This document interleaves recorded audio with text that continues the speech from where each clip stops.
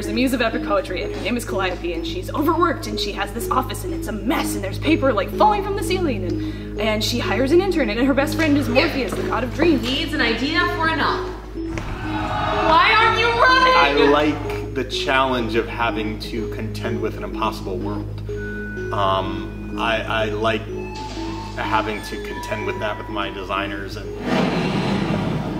make the impossible become possible. I think that's what the theater can do.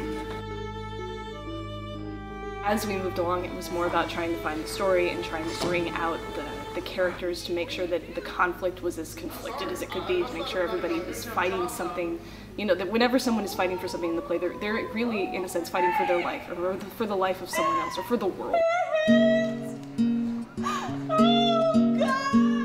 You have to make a choice, and the stronger choice you make, the better it is, regardless of whether or not it fails. You will learn from your failures as much, and in fact more than you learn from your successes.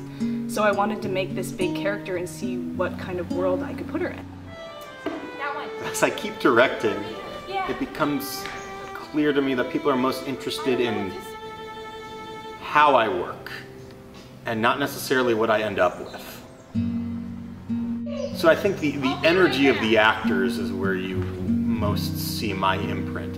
When I was a kid, my parents told me I could do anything I put my mind to. I think you're good enough. I get great satisfaction in dealing with my issues and fears and hopes and dreams in life through creating.